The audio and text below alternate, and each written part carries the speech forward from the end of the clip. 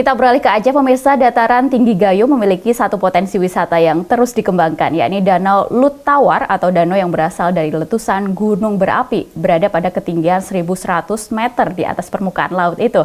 Selain berhawa dingin, juga memiliki panorama yang indah.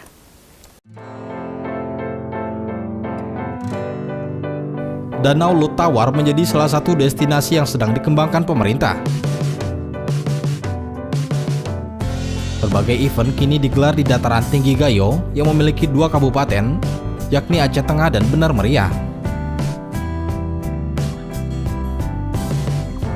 Destinasi wisata ini diharapkan dapat menjadikan kawasan ini menjadi satu kawasan kunjungan wisata pilihan bagi para pelancong.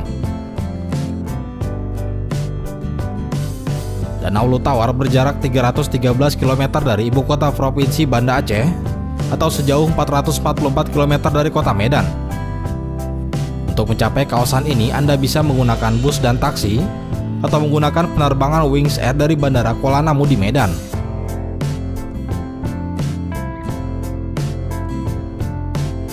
Lebaran Idul Fitri 1440 Hijriah kemarin terjadi ledakan pengunjung. Akibatnya terjadi kepadatan lalu lintas dan penuhnya seluruh penginapan yang ada. Danau Lut Tawar memiliki luas 5.473 hektar dengan panjang 17 km dengan lebar 3,21 km. Danau yang menghasilkan ikan depik itu memiliki volume air hingga 2,5 triliun liter. Air yang bersumber dari 25 anak sungai itu mengalir melalui Sungai Pausangan hingga Selat Malaka di wilayah timur pesisir Aceh. Pengembangan Danau Lut Tawar terus dilakukan dengan pembangunan ruas jalan melingkar sepanjang 30 km. Kini di sepanjang danau mulai tumbuh kafe dan rumah makan serta homestay untuk menampung kunjungan wisatawan. Rumah makan yang menyediakan menu khas Gayo itu menjadi santapan yang disukai pelancong karena rasanya yang pas di lidah. Sayangnya Danau Lut Tawar belum dieksplorasi dengan serius oleh pemerintah daerah.